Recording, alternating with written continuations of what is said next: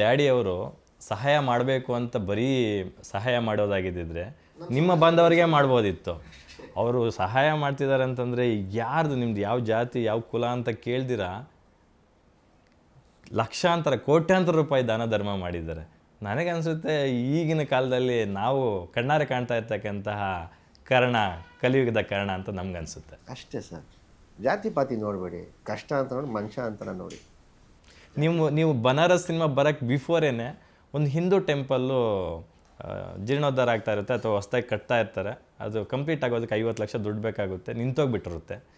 So ನೀವು ಯಾರಿಗೂ ಹೇಳ್ಬಾರ್ದು ಅಂತ ಪ್ರಾಮಿಸ್ ಮಾಡಿಸ್ಕೊಂಡು 50 ಲಕ್ಷ ಕೊಟ್ಟಿದ್ರೆ ಅಂತ ಕೂಡ ನಾನು ಕೇಳ್ಪಟ್ಟೆ. ಗೊತ್ತಿಲ್ಲ ಸರ್ ನನಗೆ.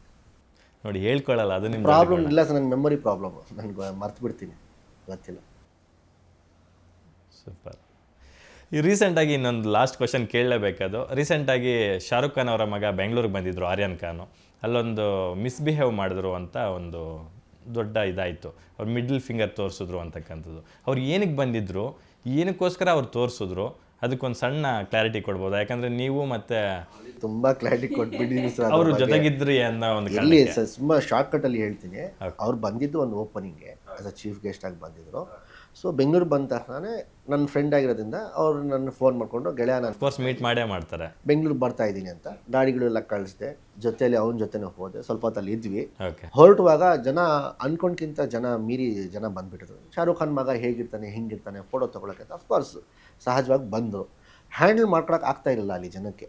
ಒಂದು ರೂಮ್ನ ನಮ್ಮನ್ನು ಕೂರಿಸ್ಬಿಟ್ರು. ಅವ್ನ ಮ್ಯಾನೇಜರ್ ಏನು ಮಾಡ್ದೆ, ಅವ್ನ ಫ್ರೆಂಡೇ, ಅವ್ನ ಮ್ಯಾನೇಜರ್ ಬೆಸ್ಟ್ ಫ್ರೆಂಡೇ. ಅವ್ನು ನಮ್ಮ ಮುಂದೆ ಎಲ್ಲ ಶೋ ಮಾಡಿಕೊಂಡು ನಾನು ಹೆಂಗೆ 10 ನಿಮಿಷದಲ್ಲಿ ಎಲ್ಲ ಖಾಲಿ ಮಾಡ್ತೀನಿ ನೋಡು ಅಂತೇಳಿ, ನಾನು ಡಿಪಾರ್ಟ್ಮೆಂಟ್ ಬೇಕಿದ್ದ ಸಪೋರ್ಟ್ ತಗೋ, ಬೌನ್ಸರ್ ಸಪೋರ್ಟ್ ತಗೋ ಅಂತ ಹೇಳ್ಬಿಟ್ಟು ಕಳಿಸ್ದೆ ಅವನಿಗೆ. ಅವ್ನು ಶೋಲಿ ಹೋದ, ನಾನು ಕ್ಲಿಯರ್ ಮಾಡಿಸ್ತೀನಿ ಅಂತ. ಆಯಿತು ಅಂತ ಫನ್ ವೇಲಿ ಹೋದ. ಅವನು 15 ನಿಮಿಷ ಅಂತ 1 ಅವರ್ ಆಗೋಯ್ತು. ಎಲ್ಲ ಬರೋ ಇದು ಅತಾಪತನಿಲ್ಲ ಏನಿಲ್ಲ ಅಂತ ಬಾಲ್ಕನಿಲಿ ಇತ್ತು. ಹೋಗೋಣ ಅಲ್ಲಿ ಹೋಗಿ ನಿಂತ್ಕೊಂಡು ನೋಡೋಣ ಅಲ್ಲಿ ಏನಿದೆ ನಡೀತಿದೆ, ಖಾಲಿ ಮಾಡೋದು ಇಲ್ವೋ, ಆದರೂ ಸೌಂಡ್ ಬರ್ತಾನೆ ಇತ್ತು, ನೋಡೋಣ ಅಂತ ಹೇಳಿದ್ರೆ ಒಂದು 50-60% ಪಾಪ ಅವ್ನು ಕ್ಲಿಯರ್ ಮಾಡಿಸಿದ್ದ. ಮೇಲೆ ನಾನು ಕೇಳಿದೆ ಏನಾಯಿತು, ದೊಡ್ಡದಾಗಿ ಹೇಳಿ ಬಂದು ಬಿಲ್ಡಪ್ ಕೊಟ್ಟೆ ಅಲ್ಲ, ಖಾಲಿ ಮಾಡ್ತೀನಿ 15 ನಿಮಿಷ ಅಲ್ಲಿ ಅಂತ. ಏನಾಯಿತು ಅಂದರೆ ಸ್ವಲ್ಪ ಮಾಡ್ತೀನಿ ಅಂತ ಒಂದು ಫ್ರೆಂಡ್ಶಿಪ್ ವೇಲಿ ಒಂದು ರೇಕ್ಸ್ ಥರ ಅವನೊಂದು ಫ್ರೆಂಡ್ಗೆ ತೋರಿಸಿದ್ದು. ಅದು ಮಾಧ್ಯಮ ಮುಖಾಂತರ ಅದು ಬೇರೆ ಥರ ಪೋಟ್ರ್ ಆಯಿತು, ಅವ್ನ ಜನಕ್ಕೆ ತೋರಿಸಿದ್ದು ಹಂಗೆ ಹಿಂಗೆ ಅಂತ. But it is not true. But Aryan Khan ಕನ್ನಡಿಗರಿಗೆ ತೋರಿಸಿಲ್ಲ, ಅದನ್ನು ಅವ್ರ ಮ್ಯಾನೇಜರ್ಗೆ ತೋರಿಸಿರೋದು. ಸರ್ ನಾನು ಬಿಡ್ತಿದ್ದ ನಮ್ಮ ಕರ್ನಾಟಕ ಜನಕ್ಕೆ ತೋರಿಸ್ತಿದ್ರೆ ನೀವೇ ಹೇಳಿ, ನಾನು ಬಾಂಬೆಗೆ ಹೋಗಿ ಬದುಕೋನಲ್ಲ, ಇಲ್ಲಿ ಬದುಕಬೇಕು ನಾನು. ನೀವು ಎಲ್ಲರ ಕನ್ನಡಿಗರ ಪರವಾಗಿ ನೀವು ರೆಪ್ರೆಸೆಂಟ್ ಮಾಡ್ತಾ ಇದ್ದೀರಾ, ಹಂಗಾಗಿ ನೀವೇ ಈ ಮಾತು ಹೇಳ್ತಿದ್ದೀರಾ ಅಂತಂದರೆ we should think about it. ಖಂಡಿತ ಬಿಟ್ಕೊಡ್ತಿರಲಿಲ್ಲ. ಆ ಇನ್ಸಿಡೆಂಟ್ ಎಲ್ಲ ಆದಮೇಲೆ ಅದೇನೋ ಒಂದು ಕೇಸ್ ಮಾಡ್ಕೋಬೇಕು ಅಂತೆಲ್ಲ ಇಶ್ಯೂ ಆಯಿತು. ಸೊ ಅದಾದ ನಂತರ ಆರ್ಯನ್ ಖಾನ್ ಜೊತೆ ಮಾತಾಡಿದ್ರ ಈ ಥರ ಎಲ್ಲ ಒಂದು ಇಶ್ಯೂ ಆಗೋಯ್ತಲ್ಲ ಅಂತ? ಖಂಡಿತ ಏನಂದ್ರು ಸರ್? ಹೇಳಿದೆ ಈ ಥರ ಎಲ್ಲ ಮಾಧ್ಯಮ ನನ್ನ ಪ್ರಶ್ನೆಗಳು ಕೇಳ್ತಿದ್ದಾರೆ, ಹಿಂಗೆ ನಾನು ಉತ್ತರ ಕೊಟ್ಟಿದ್ದೀನಿ. ಇಲ್ಲ ಒಂದು ಸ್ವಲ್ಪ ಬೇರೆ ಥರ ಹೇಳ್ಬೋದಿತ್ತಲ್ವ ನೀನು, ನಾನು ಸುಳ್ಳು ಹೇಳಲ್ಲ ಗುರು. ಆರ್ಯನ್ ಖಾನ್ ಅವ್ರ ಥ್ರೂ ಒಂದು ಸಣ್ಣ ವಿಡಿಯೋ ಮಾಡಿ ಆದ್ರೂ ಒಂದು ಕ್ಲಾರಿಫಿಕೇಶನ್ ಕೊಡ್ಬೋದಿತ್ತು. ಅದು ಅವನ ಇಷ್ಟ, ಅವ್ನಿಗೆ ಏನು ಚೌಕಟ್ಟುಗಳಿದೆ ನನಗೆ ಗೊತ್ತಿಲ್ಲ. ಸೊ ನಾನು ಹೇಳೋದ ನನಗೇನು ನನ್ನ ಕಡೆಯಿಂದ ಕನ್ವೆ ಮಾಡಬೇಕು ಕನ್ವೆ ಮಾಡಿದೆ. ಹಿಂಗೆಲ್ಲ ನಡೆದಿದೆ, ಹಿಂಗೆಲ್ಲ ಆಯಿತು, ಹಿಂಗೆಲ್ಲ ಹೇಳಿದ್ದೀನಿ, ನೀನು ಏನು ಮಾಡ್ತೀಯ ನೋಡಪ್ಪ, ನಿಂಗೆ ಇಷ್ಟ ಇದ್ದರೆ ಬಾ, ನಿಂಗೆ ಇಷ್ಟ ಇಲ್ಲ ಬರಬೇಡ. ಲಾಯರ್ಸ್ಗಳಿದ್ದಾರೆ, FIR ಆಗಿದೆ, ನೋಡ್ಕೊ. ಆಮೇಲೆ ಅವನು ಅಷ್ಟೊಂದೇನು ತಪ್ಪು ಮಾಡಿಲ್ವಲ್ಲ ಸರ್. ಸೊ ಅವನು ಅಷ್ಟೊಂದು ಅದ್ರ ಬಗ್ಗೆ ತಲೆ ಕೆಡ್ಸ್ಕೊಂಡಿಲ್ಲ. ಓಕೆ, ವಿಚಾರಣೆಗೂ ಇನ್ನೂ ಬಂದಿಲ್ಲ ನನಗೆ ತಿಳಿದಂಗೆ. ನನಗೆ ಗೊತ್ತಿಲ್ಲ ಸರ್, ಅದು ಈ ಕೇಸ್ ಆಗಿ ಅದು ಯಾವ ಥರ ಆಯಿತು, ಅವ್ರು ಯಾವಾಗ ಬರ್ತಾರೆ, ಅದು ಏನಂತ ನನಗೆ ಅದು ಐಡಿಯಾ ಇಲ್ಲ. ಆ್ಯಸ್ ಅ ಫ್ರೆಂಡ್ ಆಗಿ ನೀವು ಅವರು ಚೆನ್ನಾಗಿದ್ದೀರಾ? ಚೆನ್ನಾಗಿದ್ದೀವಿ, 100%. Super. Thank you so much Zaid ಅವರೇ. ಸಾಕಷ್ಟು ವಿಚಾರಗಳನ್ನ ನಾವು ಡಿಸ್ಕಸ್ ಮಾಡಿದ್ವಿ. Apart from that cult cinema ತುಂಬ ಎಫರ್ಟ್ಸ್ ಇದೆ, ತುಂಬ ಜನರ ಎಫರ್ಟ್ಸು ಎದ್ದು ಕಾಣಿಸ್ತಾ ಇದೆ ಈಚ್ ಆ್ಯಂಡ್ ಎವ್ರಿ ಫ್ರೇಮಲ್ಲಿ. ಈ ಸಿನಿಮಾ ಚೆನ್ನಾಗಾಗಬೇಕು, ಈ ಸಿನಿಮಾ ಚೆನ್ನಾಗಾದರೆ ಅದರಲ್ಲಿ ಕೆಲಸ ಮಾಡಿರ್ತಕ್ಕಂಥ ಪ್ರತಿಯೊಬ್ಬ ಟೆಕ್ನಿಷಿಯನ್ನು, ಕಲಾವಿದರ ಜೀವನವೂ ಸಹ ಸಿನಿಮಾ ಸಹ ಡಬಲ್ ಆಗುತ್ತೆ. ಆ ಡೈರೆಕ್ಟ್ರು ಮತ್ತಷ್ಟು ಸಿನಿಮಾಗಳು ಮಾಡೋದಕ್ಕೆ ಅವ್ರಿಗೊಂದು ಸ್ಫೂರ್ತಿ ಆಗುತ್ತೆ. ಪ್ರೊಡ್ಯೂಸರ್ಗೂ ದುಡ್ಡು ಬಂದರೆ ಈ ಥರದ ಇನ್ನಷ್ಟು ಸಿನಿಮಾಗಳು ಮಾಡೋದಕ್ಕೆ ಸ್ಫೂರ್ತಿ ಆಗುತ್ತೆ. ಸೊ ಫೈನಲಿ ನಮ್ಮ ಕನ್ನಡ ಆಡಿಯನ್ಸ್ಗೆ ಏನು ಹೇಳಕ್ಕೆ ಬಯಸ್ತೀರಾ ನಮ್ಮ ಗ್ಯಾರಂಟಿ ನ್ಯೂಸ್? ಆಲ್ರೆಡಿ ಬೇಜಾನ್ ಮಾತಾಡ್ಬಿಟ್ಟಿದ್ದೀನಿ, ಸೊ ಜಾಸ್ತಿ ಹೆಚ್ಚಾಗಿ ಮಾತಾಡೋಕ್ಕೆ ಹೋಗಲ್ಲ. ಜನವರಿ 23ಗೆ ನನ್ನ ಕಳ್ಳ ಸಿನಿಮಾ ಬರ್ತಾ ಇದೆ. ನಿಮ್ಮ ಕುಟುಂಬ ಸಮೇತ ಥಿಯೇಟ್ರಿಗೆ ಹೋಗಿ ಆ ಸಿನಿಮಾನ ಯಶಸ್ವಿ ಜೊತೆ ನನ್ನ ಆಶೀರ್ವಾದ ಮಾಡಬೇಕು ಅಂತ ಕೇಳ್ಕೊಳ್ತೀನಿ.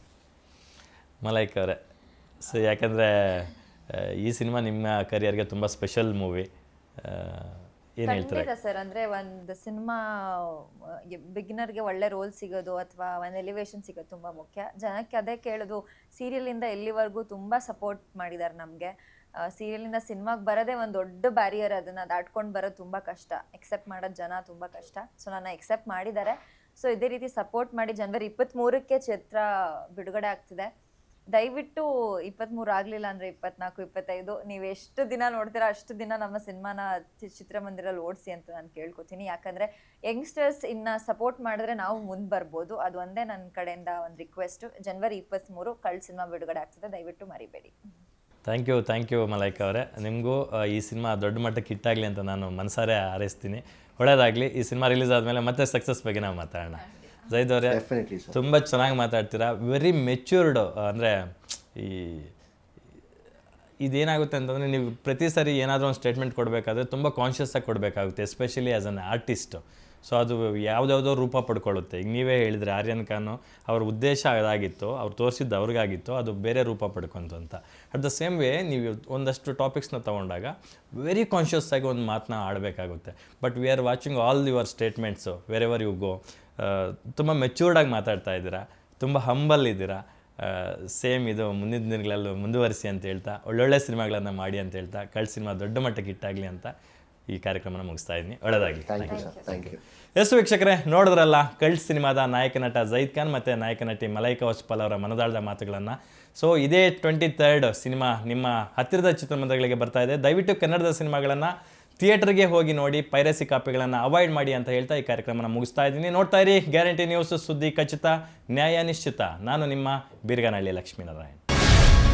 ಗ್ಯಾರಂಟಿ ನ್ಯೂಸ್, ಸುದ್ದಿ ಖಚಿತ, ನ್ಯಾಯ ನಿಶ್ಚಿತ.